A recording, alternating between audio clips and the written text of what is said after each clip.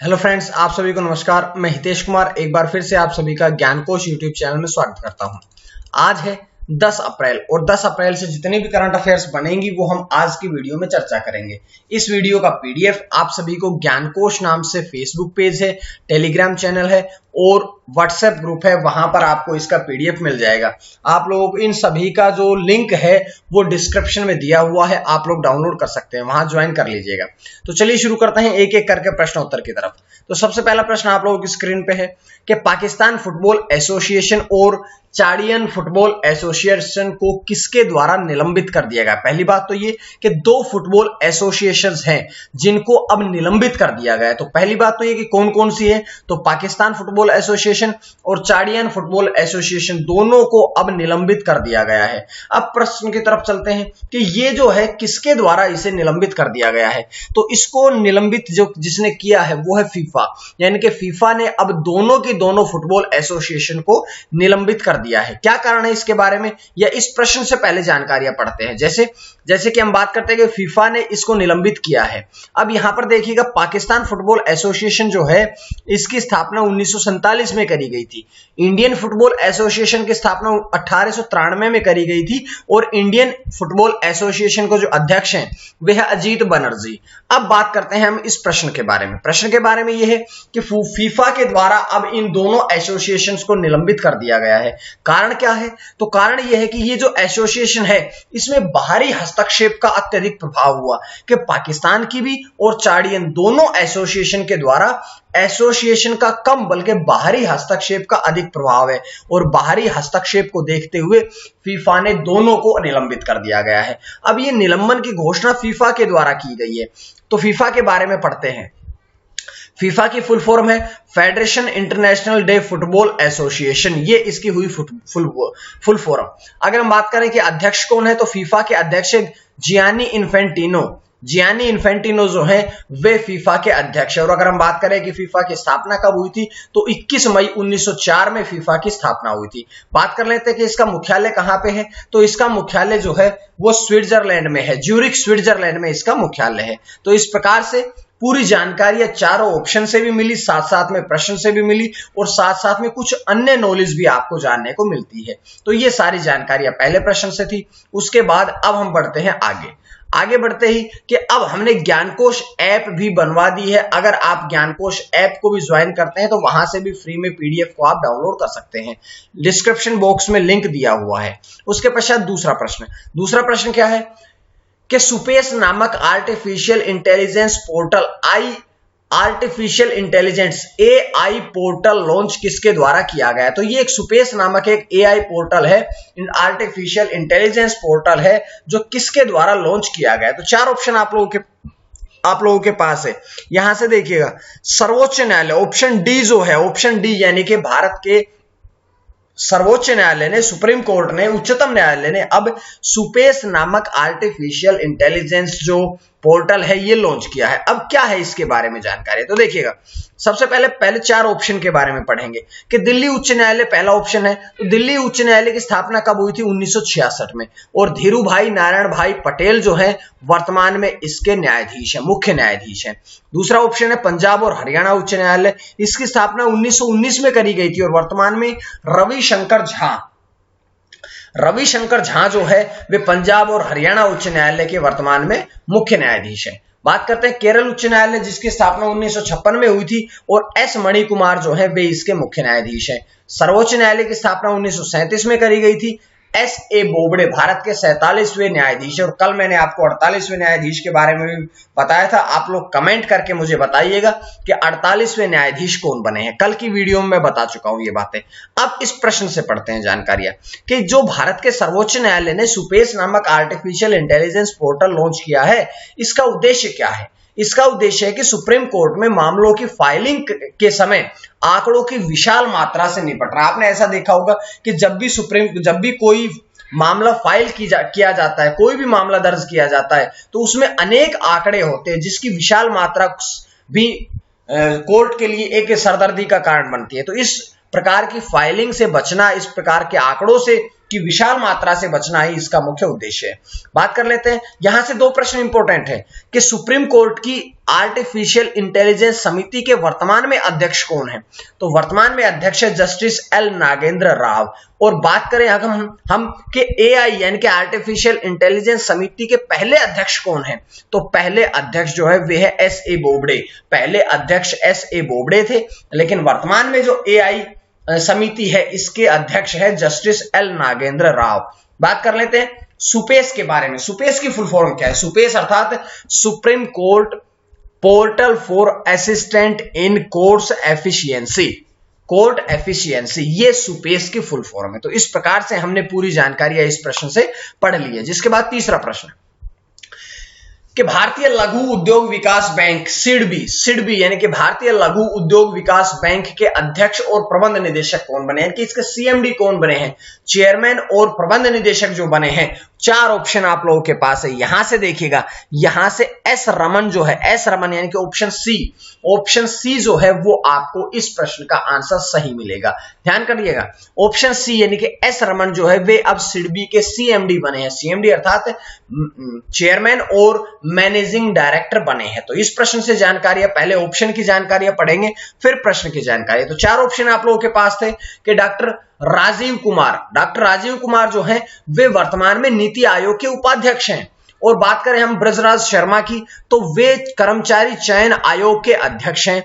रेखा शर्मा की बात करें तो वे राष्ट्रीय महिला आयोग की अध्यक्ष हैं।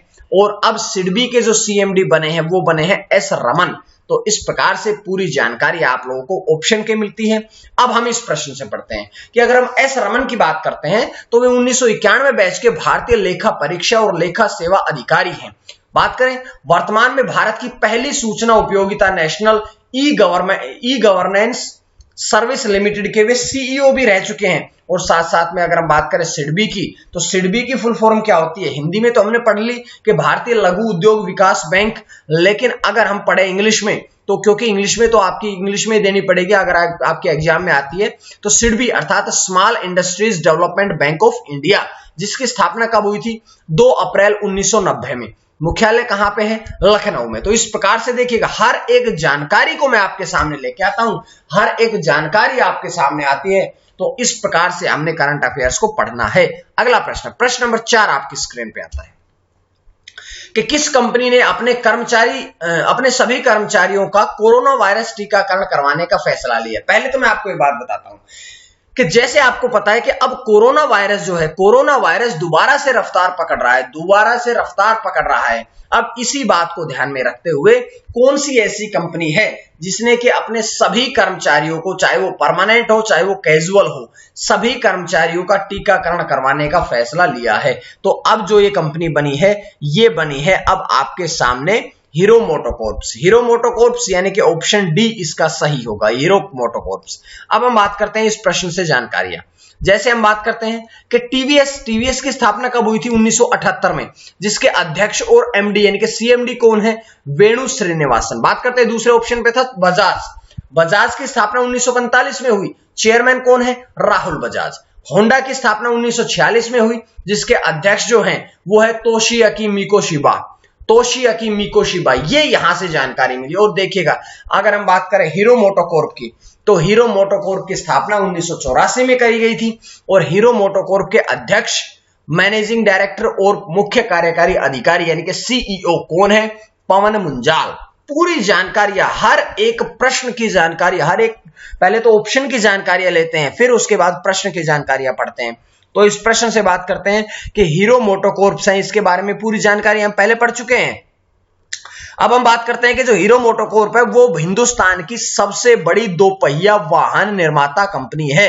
सबसे बड़ी, आपका एक प्रश्न और भी तैयार हो जाता है कि देश की सबसे बड़ी 2 पहिया वाहन निर्माता कंपनी कौन सी है? तो सबसे बड़ी 2 पहिया वाहन निर्माता कंपनी जो है वो है हीरो मोटोकॉर्प लिमिटेड। तो इस प्रकार से जानकारी मैं आपके सामने ले आया हूं। अब 5वें प्रश्न की तरफ कि लैब ऑन व्हील्स नामक किसके द्वारा पहल शुरू करी गई है? एक नई पहल शुरू करी गई है, जिसका नाम क्या है? इसका नाम है लैब ऑन व्हील्स। और अगर हम बात करें लैब ऑन व्हील्स किसके द्वारा शुरू करी गई है, तो 4 ऑप्शन आप लोगों के पास है, जिसमें से दिल्ली सरकार यानी कि ऑप्शन ए दिल्ली सरकार के द्वारा अब लैब ऑन व्हील्स पहल शुरू करी गई है। बात करते हैं इसके बारे में। तो इसकी जानकारी ये है कि दिल्ली सरकार जो है, दिल्ली देश की राजधानी कब बनी थी? बड़ा इंपॉर्टेंट प्रश्न, क्योंकि आपको पता होना चाहिए देश की राजधानी 1911 में दिल्ली बनी थी, लेकिन इससे पहले हमारे देश की राजधानी जो थी वो अंग्रेजों के समय में भी कोलकाता रही थी। और दिल्ली को केंद्र शासित प्रदेश कब घोषित किया गया? 1956 में। दूसरे ऑप्शन में है हरियाणा। अब हरियाणा की स्थापना और पंजाब की स्थापना 1 नवंबर 1966 में हुई थी, और हरियाणा के जो मुख्यमंत्री हैं, दोनों हरियाणा और पंजाब दोनों ही आपस में अलग हुए थे 1 नवंबर 1966 को। और हरियाणा के मुख्यमंत्री का नाम कौन है? मनोहर लाल खट्टर। अमरिंदर सिंह पंजाब के मुख्यमंत्री, और पिनाराई विजयन जो कि केरल के मुख्यमंत्री हैं, जिनकी केरल की स्थापना की अगर हम बात करें तो केरल जो है वो 1956 में देश का अलग राज्य बना था। तो इस प्रकार से पूरी ऑप्शन से जानकारी हमने पढ़ी है। और अब हम पढ़ते हैं इस प्रश्न की जानकारी, जैसे कि इसका उद्देश्य क्या है? तो इसका उद्देश्य है कि सरकारी स्कूल के छात्रों को गुणवत्तापूर्ण शिक्षा प्रदान करना। जितने भी सरकारी स्कूल के छात्र हैं, क्योंकि दिल्ली सरकार एक नई पहल लेके आ रही है कि दिल्ली सरकार ने वैसे भी बच्चों के लिए, स्कूली बच्चों के लिए बड़ा कार्य किया है, स्कूली बच्चों में उनकी गुणवत्ता को बढ़ाने का कार्य किया है, और अब एक और कार्य इसी क्षेत्र में एक और कदम उठा दिया है। अब ये बात करते हैं कि ये जो नई पहल है ये ग्रामीण और पिछड़े क्षेत्रों में रहने वाले बच्चों को प्रदान की जाएगी। तो ये बात से पूरी जानकारियां मिली। अब हम बढ़ते हैं आज के प्रश्न की तरफ। तो आज का प्रश्न क्या है आप सभी के लिए कि डॉक्टर हरे कृष्णा मेहताब की ओडिशा इतिहास नामक पुस्तक के हिंदी संस्करण का विमोचन किसके द्वारा किया गया? 4 ऑप्शन आप लोगों के पास है, और ये ऑप्शन जो सटीक आंसर होगा वो आपने बताना है। और इससे पहले जानकारी और भी दूं कि हमने अब अपनी नई पुस्तक आ गई है मार्केट में, आप इसे ले सकते हैं आसानी से। आपको इसका लिंक मैंने फेसबुक पे भी शेयर किया हुआ है, इसका लिंक आपको डिस्क्रिप्शन में भी मिल जाएगा, या आप कमेंट बॉक्स में मांग लीजिएगा, मैं आपको इसका लिंक भी प्रोवाइड कर दूंगा। तो यहां से ये जानकारी हमने मिलती है। उसके बाद कल का प्रश्न मैंने पूछा था आपसे कि भारतीय रेलवे ने वित्त वर्ष 2020-21 में कितने स्क्रैप की बिक्री करी है?